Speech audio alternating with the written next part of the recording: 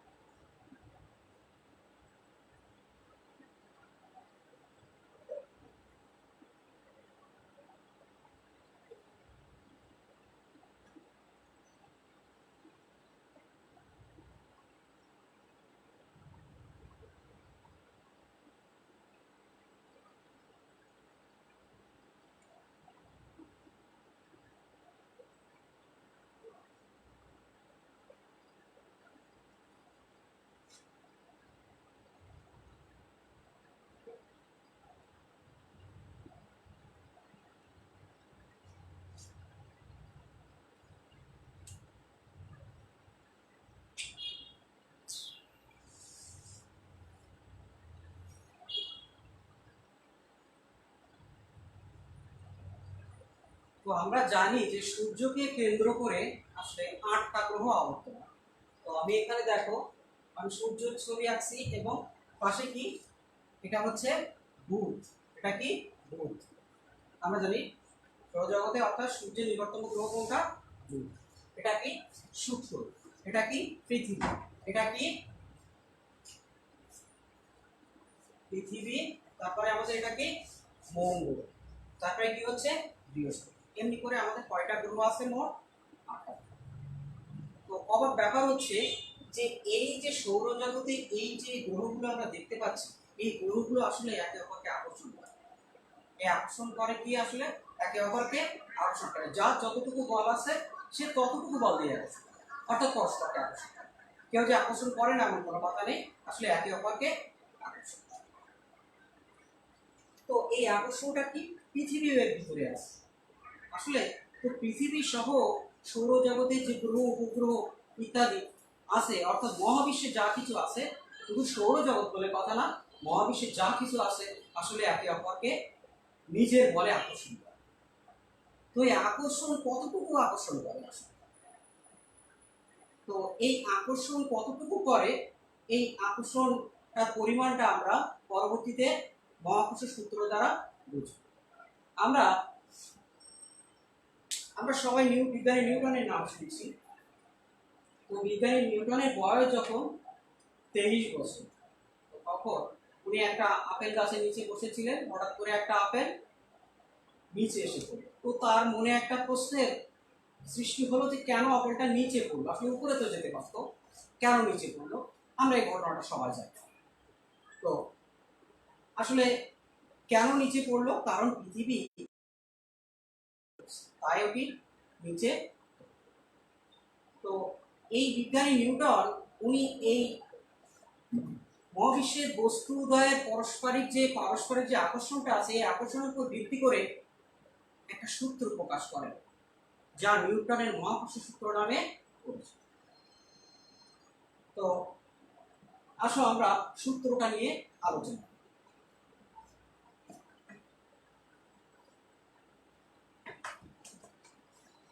তাহলে আমাদের আলোচনার বিষয় হচ্ছে কি, যে নিউটনের মহাকর্ষ সূত্র।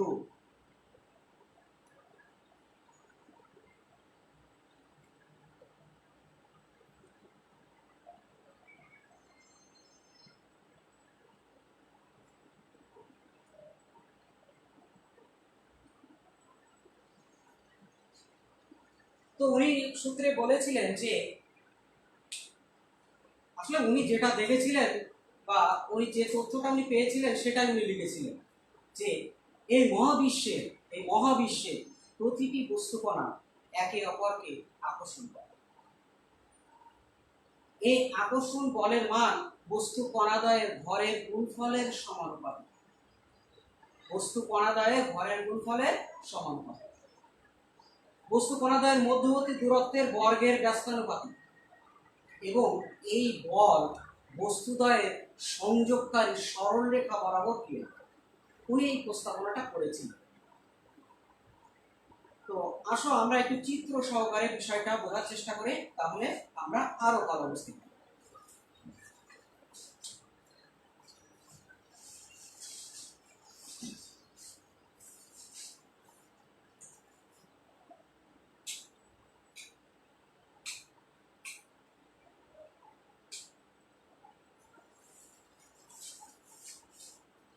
ধরো যে কোনো দুইটা বস্তু, একটা বস্তুর নাম আমি দিয়েছি M1 এবং আরেকটা হচ্ছে M। দুইটা সমান ভরের হতে পারে বা ভিন্নধর্মী ভরেরও হতে পারে।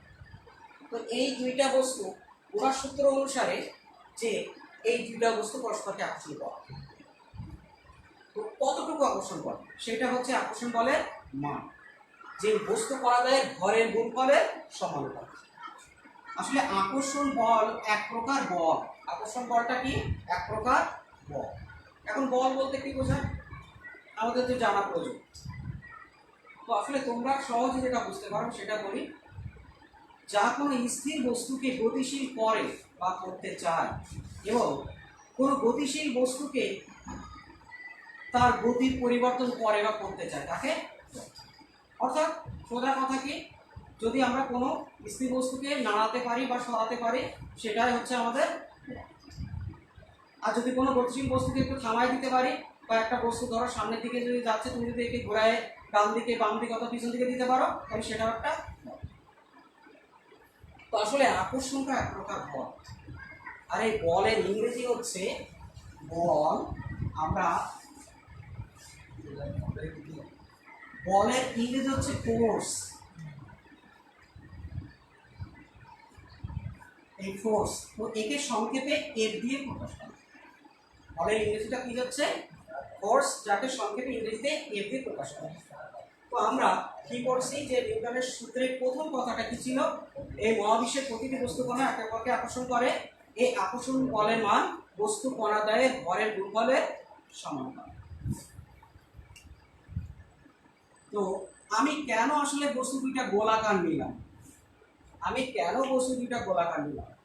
আসলে গোলাকার বস্তুর সমগ্র ভর তার কেন্দ্রে থাকে, কেন্দ্রে বিবেচনা করা হয়। আর এই জন্য গোলাকার বস্তু নেওয়া হয়েছে, কারণ গোলাকার বস্তুর কেন্দ্রটা আসলে নির্ণয় করা সহজ।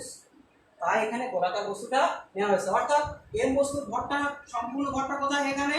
আর M2 বস্তুর ভরটা কি সম্পূর্ণটা কেন্দ্র।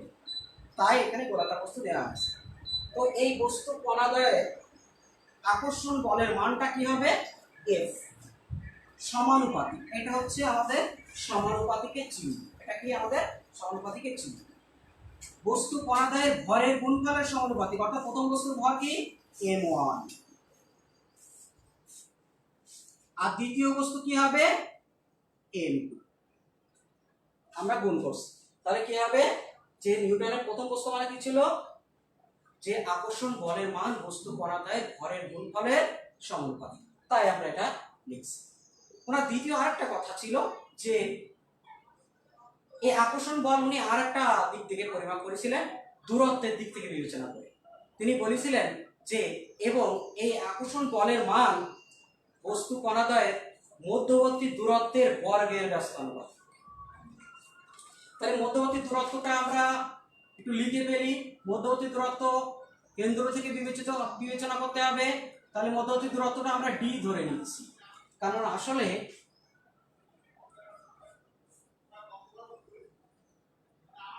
দূরত্বের ইংরেজি হলো ডিস্টেন্স।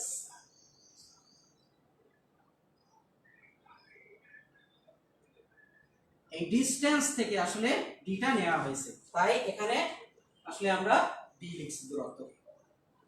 তো ওনার সূত্র কি ছিল? তাহলে বলের আরেকটা বলের মান উনি পেয়েছিলেন কিভাবে? দূরত্বের উপর বিবেচনা করে। দূরত্বটা কি হবে?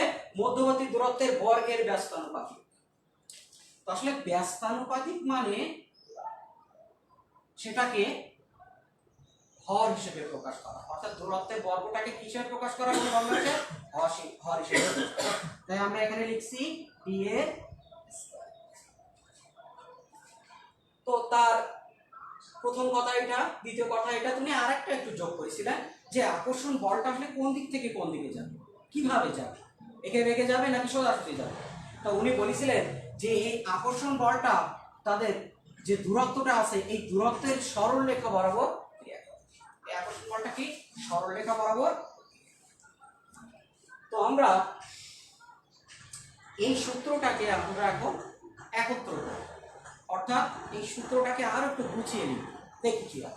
যেহেতু এটাও বল আসলে এটাও বল, তাহলে আমরা বল সমান কি লিখতে পারি? আমরা বল সমানুপাত আমরা কি লিখি? m1 m2 বাই বি, কারণ দেখো এটা কিন্তু হর হিসেবে আছে আর m1 m2 টা কি আসলে লব হিসেবে আছে। এখন আমাদের একটু সূত্রটা আর একটু ভালোভাবে জানার জন্য আমাদের আরো কিছু প্রয়োজন, আমরা যেন গাণিতিক সমস্যাগুলির সমাধানও করতে পারি। তো আসো আমি এখানে ডিসটেন্স, আমি এখানে বলটা তোমাদের বলেছিলাম বলটাকে প্রকাশ করা হয় এফ দিয়ে। বলটাকে কি দিয়ে প্রকাশ করা হয়? এফ দিয়ে। আর দূরত্বকে কি দ্বারা প্রকাশ করা হয়? ডি দিয়ে। এখন এই বলের একটা একক আছে, এই বলের একক হচ্ছে নিউটন।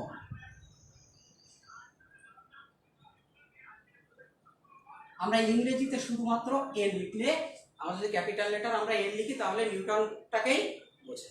আসলে এটা বিজ্ঞানী নিউটনের নাম অনুসারে করা হয়েছে। আর দূরত্বের এককটা কি? আসলে দূরত্বের একক মিটার। দূরত্বের একক কি? মিটার। আমরা অঙ্ক করার সময় যদি ইংরেজিতে লিখি তাহলে আমাদের বেশি সুবিধা হবে, কারণ আসলে তোমরা যখন পরবর্তী শ্রেণীতে যাবে তখন কিন্তু একক সবই ইংরেজিতে লেখা হবে এবং মিটারটা কিন্তু এখানে স্মল লেটার দিয়ে লিখতে হবে, এখানে কিন্তু ক্যাপিটাল লেটার দিলে হবে। তাহলে দূরত্বের একক কি হলো? মিটার। আমরা বল পেয়েছি, আমরা দূরত্ব পেয়েছি, আমরা ভরের এককটা কি জানি? ভর। আসলে ভরের ইংরেজি হচ্ছে ম্যাস।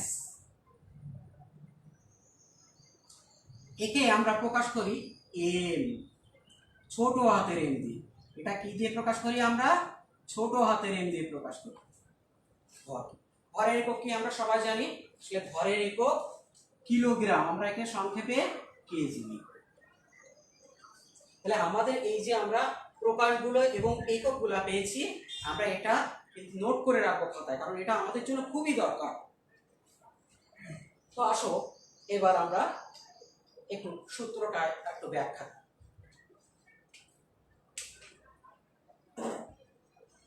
অর্থাৎ সমানুপাতে সমানুপাতের আমরা একটু ব্যাখ্যা দেবো। আসলে সমানুপাত বলতে কি বোঝায়? সমানুপাত আসলে সমানুপাত বলতে m1 m2 m1 m2 এর পরিমাণটা যত বাড়বে, অর্থাৎ ভর, বস্তুদ্বয়ের ভর যত বাড়বে, বস্তুদ্বয়ের বলও তত বাড়বে। বস্তুদ্বয়ের ভর যত বাড়বে, বস্তুদ্বয়ের বল তত বাড়বে। কি করে দেখো,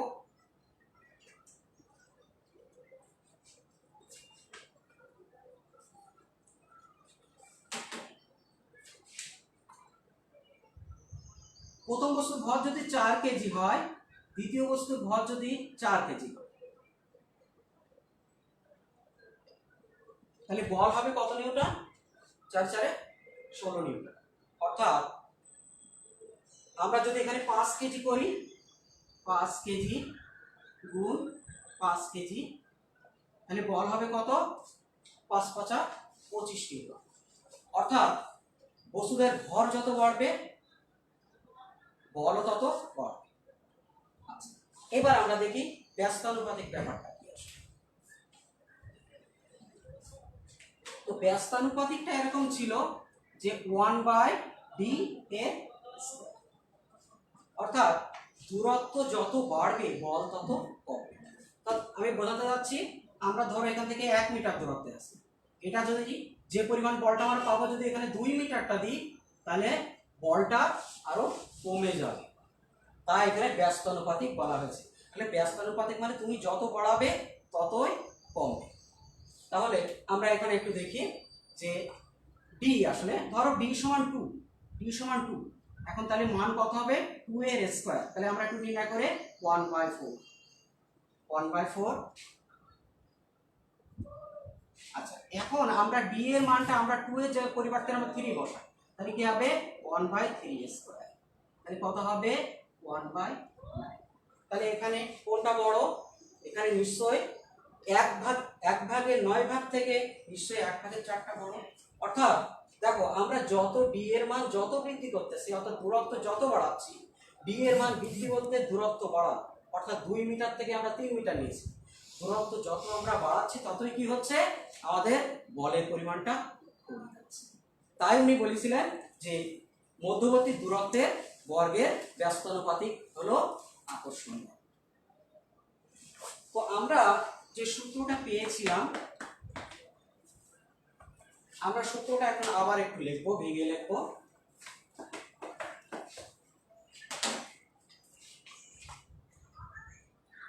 F সমানুপাত m1 m2 by d square. এখন আমাদের গাণিতিক সমস্যার সমাধানের জন্য আসলে এই যে সমীকরণটা আমি লিখছি, আসলে এটা লিখলে আমাদের হবে না, এটা দিয়ে আমরা গাণিতিক সমস্যা সমাধান করতে পারবো না। তাহলে এটা কি একটু হিসাব করে গুছিয়ে লিখতে হবে। কিভাবে হিসাব করতে হবে?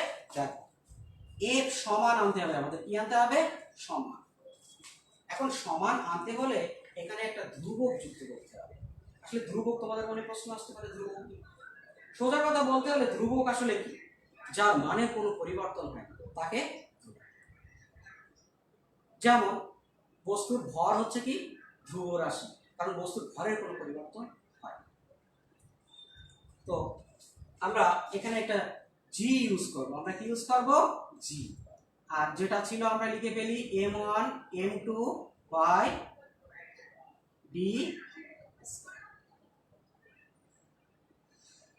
এখন তোমাদের মনে প্রশ্ন জাগতে পারে, আসলে জি কেন, হঠাৎ করে কেন জি আসে? আসলে ইকুয়েশন এর থেকে আমাদের সমীকরণ আনার জন্য আমাদের জিটা আনতে হবে। তাহলে জি কি? তাহলে জি হচ্ছে মহাকর্ষীয় ধ্রুবক। জি হচ্ছে কি? মহাকর্ষীয় ধ্রুবক। তাহলে জিটা কিভাবে পাওয়া যায়? জি আসলে কিভাবে পাওয়া যায়? দেখো,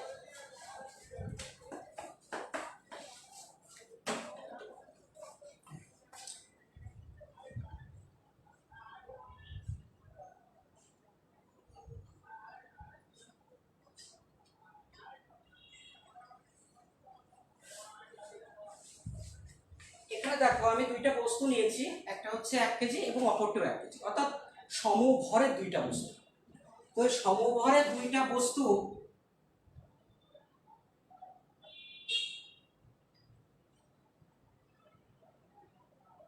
আমি 1 মিটার দূরত্বে স্থাপন করছি। তাহলে জি পেতে গেলে আমাদের কি করতে হবে? সমভরের দুইটা বস্তু লাগবে এবং 1 মিটার দূরত্বে স্থাপন করতে হবে। করলে তারা তো আকর্ষণ করবেই, কারণ আমরা জানি বস্তু একে অপরকে আকর্ষণ করে। তো এরা যে বলটা দিয়ে আকর্ষণ করবে, কারণ আকর্ষণ হচ্ছে বল, এরা যে বলে আকর্ষণ করবে আসলে ওই বলটাই হচ্ছে জি। এই জি কে কি বলে? মহাকর্ষীয় ধ্রুবক বলে। একে কি বলে? মহাকর্ষীয় ধ্রুবক বলে। তো আসলে কত বলে আকর্ষণ করে, কত বলে আকর্ষণ করে এটা তো আমাদের জানার প্রয়োজন। তাহলে আমরা একটু লিখব কত বলে। আসলে জি সমান, আমরা একটু ইংরেজিতে লিখে তাহলে সুবিধা হবে, 6.673 ইন্টু 10⁻⁻11, অর্থাৎ 10 ইনভার্স 11। যদি তুমি ইনভার্স বলো তাহলে আর তোমাকে মাইনাস বলতে হবে না। n m square kg inverse, এটা হচ্ছে তার একক, এটা হচ্ছে তার একক, অর্থাৎ newton metre square per kg. তো তোমাদের কি মনে হচ্ছে আসলে এই মানটা কি অনেক বড়? 1 কেজি ভরে দুইটা বস্তুকে যদি আমরা 1 মিটার দূরত্বে স্থাপন করি তাহলে কি আসলে তোমার কি মনে হয় এই মানটা অনেক বড়, তাই তো? আসলে না, এই মানটা আসলে অনেক ছোট। দেখো কিভাবে ছোট।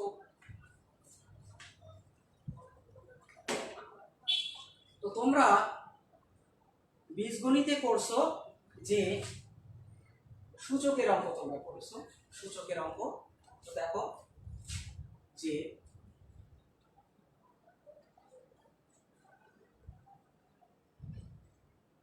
(10⁻⁻2) সমান কি? আসলে আমরা বীজগণিতের ভাষায় কি লিখবো? কে 1/10 এর স্কয়ার, অর্থাৎ কত? 1/100, অর্থাৎ কি 0.0। আমরা একটু ভাগটা এখানে দেখাই দিই তোমাদের। মানে 100 আমরা 1 কে ভাগ করছি, তাহলে আমরা 0 পয়েন্ট আমরা লিখলাম, শূন্য নিলাম একটা, তাহলে কি হলো?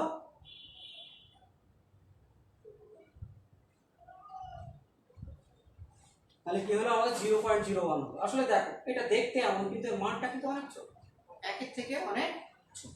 তো আসলে এইটা বলতে কি বোঝায়? আসলে এইটা বলতে দেখো 6.673 ইন্টু 10⁻⁻11, অর্থাৎ 1 এর নিচে 1 2 3 4 5 6 7 8 9 10 11, 11টা শূন্য। এটা ক্যালকুলেশন করলে যে মানটা আসবে সেটাই হচ্ছে জি এর মান। ক্যালকুলেশন করে আসলে এটা নিশ্চয়ই অনেক কম, তাহলে এর সাথে গুণ করলে যেটা আসবে সেটা হচ্ছে জি এর মান। তাহলে কি আসলে খুব বড়? আসলে কিন্তু নয়। তো আমরা জি এর মানটা আবার একটু লিখবো।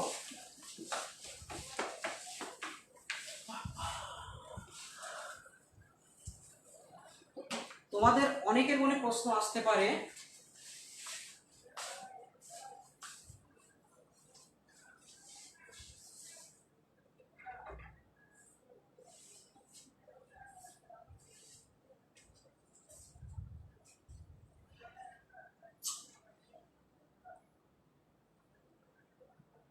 এটা আমি পেলাম কোথায়? তোমাদের মনে প্রশ্ন আসতে পারে যে এটা আমি পেলাম কোথায়? আসলে এটা হচ্ছে মহাকর্ষ ধ্রুবকের একক। এখন কিভাবে আসলো? আমরা দেখো, আমরা তোমাদের জন্য লিখে রাখছি, আমি এখানে লিখে রাখছি। দেখো বলের একক কি? নিউটন, দূরত্বের একক কি? মিটার, এবং ভরের একক কি? তো আমরা সেই যে প্রথম মহাকর্ষ সূত্রের যে ইকুয়েশন সেটা আমরা একটু লিখব। আমরা কি পেয়েছিলাম?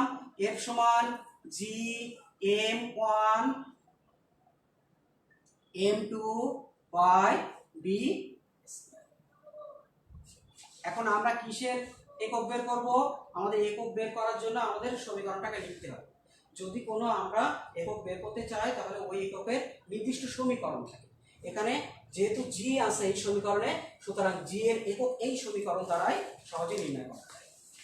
তো দেখো আমরা জি, আমরা একটু ক্রস গুণন করি, তাহলে কি এটা এই পাশে আসবে, আমরা এর নিচে ধরে নিই 1 আছে, আসলে 1 আছে নিচে, তাহলে এইটা যদি 1 এর সাথে গুণ হয় তাহলে কি হবে gm1 m2 সমান fd স্কয়ার। কি হলো fd স্কয়ার।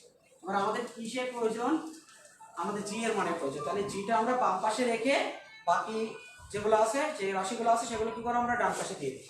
তাহলে কি আমরা জি লিখবো, যেহেতু এখানে গুণ আকারে আছে তাহলে এই পাশে গেলে কি হয়ে যাবে fd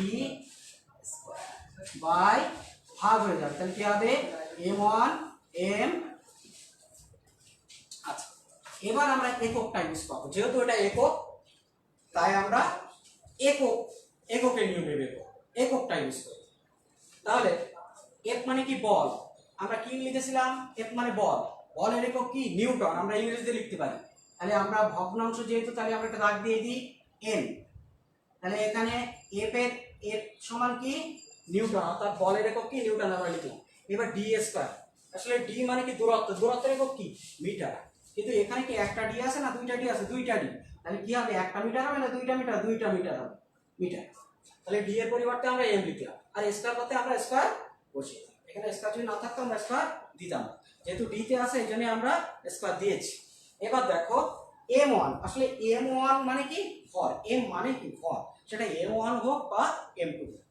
এখন যেহেতু আমরা বিবেচনা করেছিলাম যে 1 কেজি ভরের দুইটা বস্তু, অর্থাৎ সমভরের দুইটা বস্তু, তাহলে m1 ও যা m2 ও তাই। তাহলে m1 এর m1 অর্থাৎ ভরের একক কি কেজি, কেজি।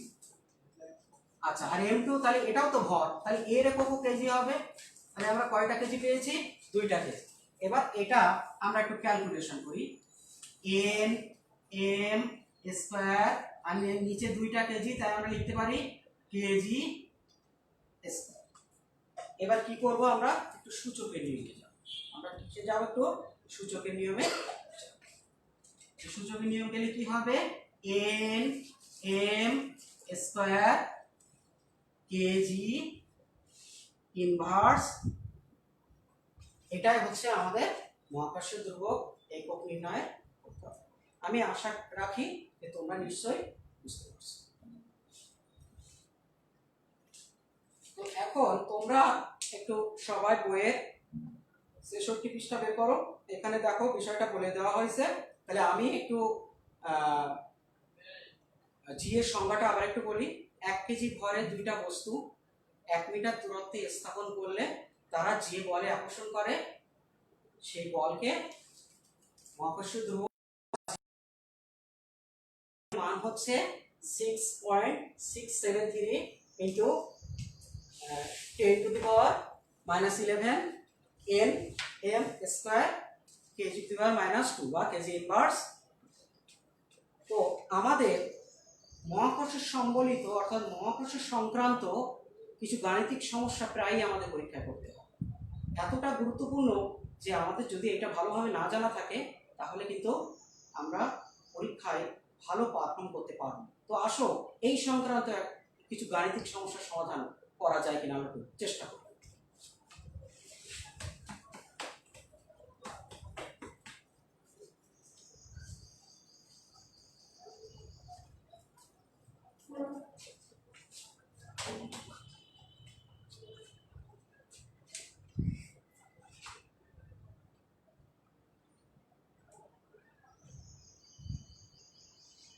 আমরা দুইটা বস্তু নিয়েছি, দুইটা বস্তু সমভরেরও হতে পারে এবং ভিন্ন ধরনের ভরও হতে পারে, আকর্ষণ তারা করবেই। তো আমি সমভরে নিচ্ছি, তো এটা হচ্ছে 40 কেজি আর এটা হচ্ছে 40 কেজি। এদের মধ্যে দূরত্ব, এটা হচ্ছে m1, এটা হচ্ছে m, অর্থাৎ m1 এর ভর হচ্ছে কত 40 কেজি এবং m2 এর ভর হচ্ছে কত 40 কেজি, এটাও 40 কেজি। এদের মধ্যে দূরত্ব মনে করো আছে 100 অর্থাৎ 100 সেন্টিমিটার। আমি সব ইংরেজিতে দিচ্ছি। এখন আমরা এই অঙ্কটা আমাদের করতে হবে, এখন নির্ণয় করতে হবে যে এদের মধ্যবর্তী বল কত, অর্থাৎ আকর্ষণ বল কত, এই বস্তুদ্বয়ের মধ্যবর্তী আকর্ষণ বল। তো আমরা প্রথমে আগে লিখে নেব যে আমরা এভাবে দাগ দিয়ে করতে পারি, যে দেওয়া আছে, আমাদের দাগ দেওয়ার প্রয়োজন নেই, তোমরা এখন প্রথম থেকে করবে সমাধান। আমরা দাগ দেবো দিয়ে এক দাগ সমাধান।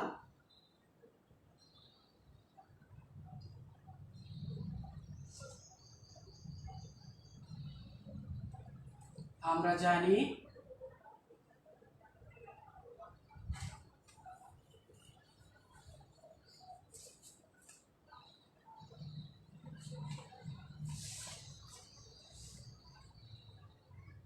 F সমান জি m1 m2 by D.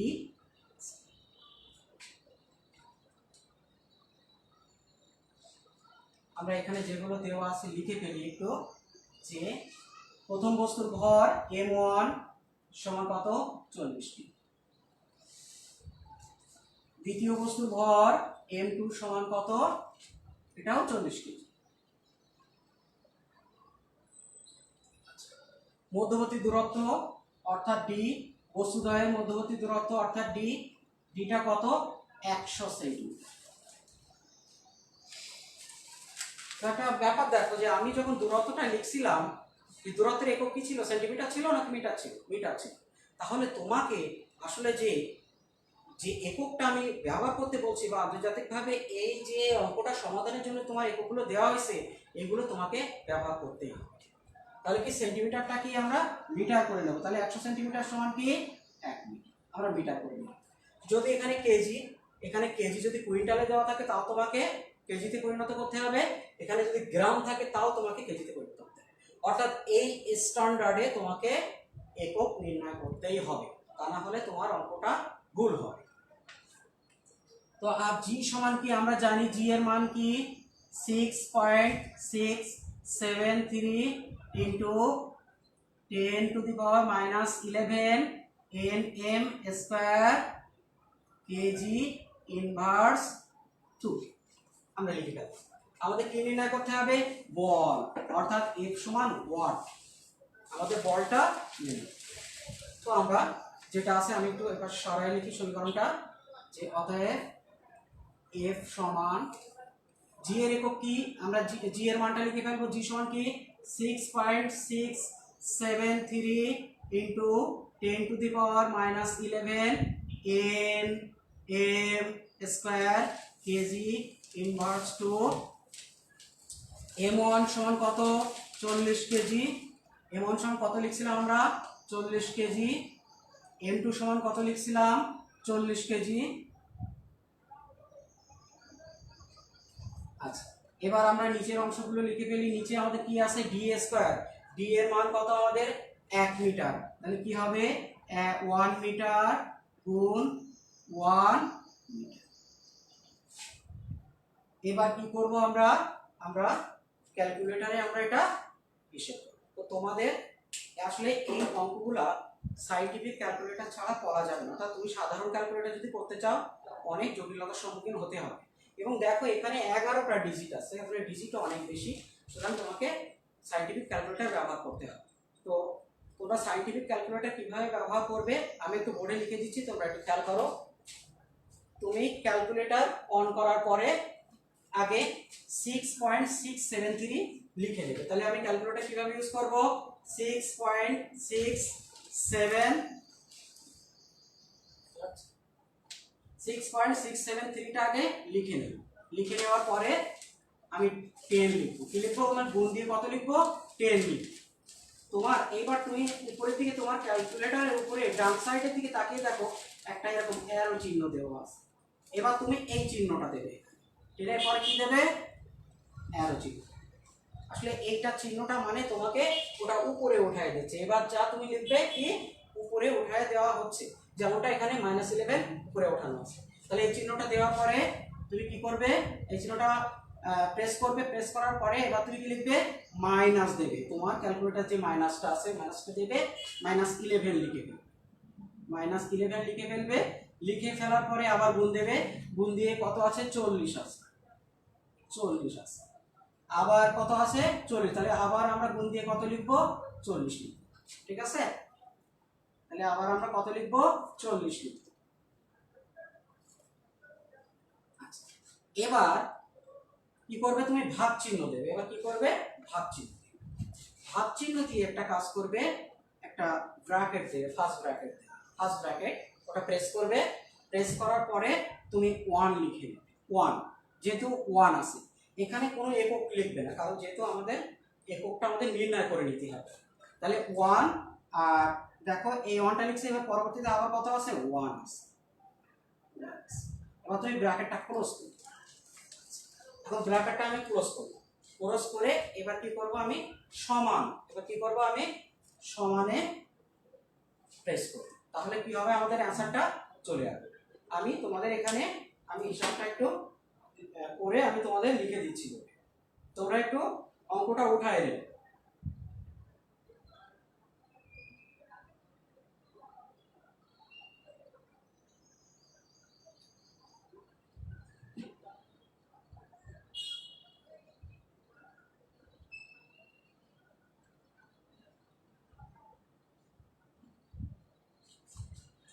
Six 0.673 into 10 to the power minus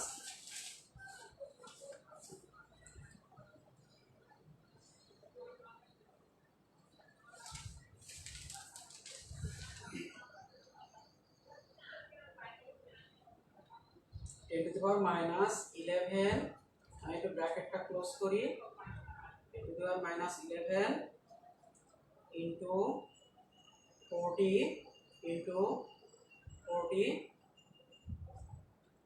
divided by bracket use করলাম 1 গুণ 1 ব্র্যাকেট ক্লোজ করলাম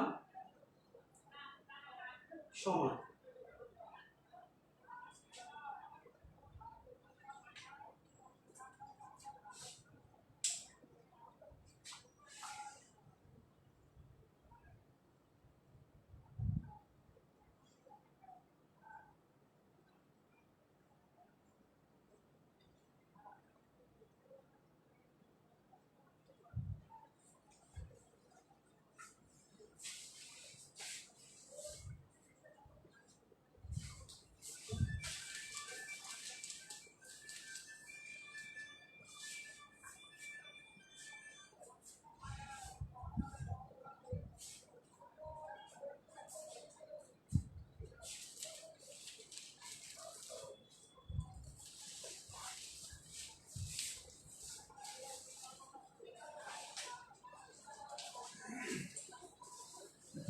কত আসলো 1.067 into 10 to the power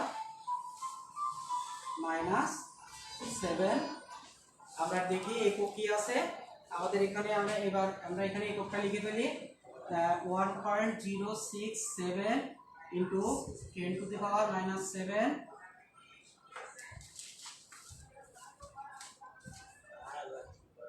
এখানে একক দেখি আমাদের কি আছে নিউটন আছে। আচ্ছা, আর দেখো একটা জিনিস দেখো, তোমাদের এখানে এম স্কয়ার কয়টা আছে, 2টা এম স্কয়ার আছে, অর্থাৎ এই 2টা এম স্কয়ার এর সাথে কি হবে কেটে যাবে। আর এখানে কেজি ইনভার্স টু, এখানেও 2টা কেজি আছে, তাহলে এই 2টা প্লাস কেজি আর এই 2টা মাইনাস কেজি কেটে যাবে, তাহলে কি থাকে শুধু নিউটন থাকে, অর্থাৎ এত। তাহলে আমাদের অ্যান্সারটা এটাই আসলো। তো আমি আশা করছি যে তোমরা গাণিতিক সমস্যাগুলি বুঝতে পেরেছো, এবং তোমরা এই সংক্রান্ত গাণিতিক সমস্যাগুলি যদি তোমাদের দেওয়া হয় অবশ্যই তোমরা আসবে। তো সুপ্রিয় শিক্ষার্থীরা, তোমাদের সুস্বাস্থ্য বিবেচনা করে এবং তোমাদের প্রতি আশীর্বাদ রেখে আমি আমার ক্লাস শেষ করব। তোমরা সবসময় একটা জিনিস খেয়াল করবে, যে মনে রাখবে যে বিজ্ঞানে তুমি তোমার বেসিকটাকে শক্ত করবে অনেক, শুধু আসলে পড়বেই না, একটা জিনিস পড়বে যখন বুঝে পড়বে। যদি তুমি না বুঝতে পারো তোমার সংশ্লিষ্ট শিক্ষক অভিভাবকদের কাছে তুমি জিজ্ঞেস করো। আসলে বিজ্ঞান যদি না বোঝা যায় তাহলে কিন্তু উত্তর দেওয়া যাবে না, তখন এটা অনেক কঠিন মনে হয়। কিন্তু যদি তুমি বুঝতে পারো আসলে বিজ্ঞান আসলে কোনো কিছুই কঠিন নয়, বিজ্ঞান অনেক সোজা একটা জিনিস। যদি তুমি সঠিকভাবে বোঝো, তোমার বেস বা ভিত্তিটা যদি তোমার শক্ত থাকে, তাহলে তুমি যে কোনো প্রশ্নের উত্তর খুব সহজভাবে দিতে পারো। তো আমি এই জন্যই বলি, তোমরা বারবার বইটা ভালো করে পড়বে এবং বোঝার চেষ্টা করবে। যদি কিছু কিছু অংশে সমস্যা হয়, তোমরা তোমাদের শিক্ষক বা অভিভাবকদের কাছে সেটা নিয়ে আলোচনা করবে। আমি আশা করব যে তোমরা এই পদ্ধতি অনুসরণ করলে অবশ্যই ভালো থাকবে। আর তোমরা জানো যে এখন আমরা দুর্যোগকালীন একটা অবস্থায় আছি, আমাদেরকে বাঁচতে হবে সবাইকে। তো এই বাঁচার জন্য আমাদের খুব সহজ কয়েকটা কাজ করতে হবে।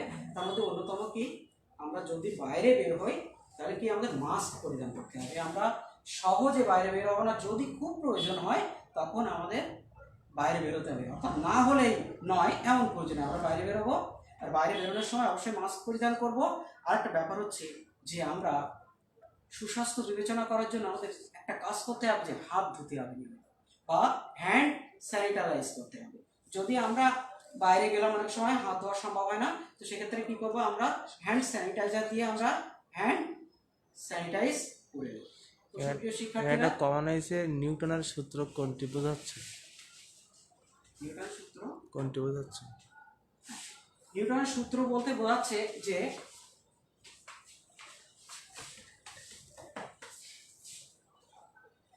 একটা হচ্ছে নিউটনের সূত্রের গাণিতিক প্রকাশ, আর আরেকটা হচ্ছে নিউটনের সূত্র।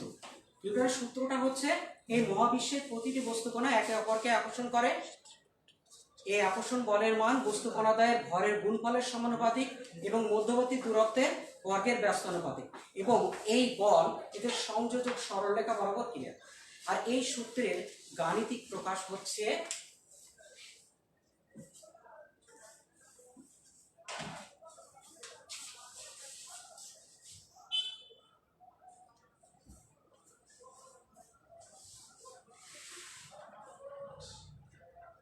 আমরা যখন গাণিতিক সমস্যা করব তখন আমরা এটাকে এইভাবে লিখব।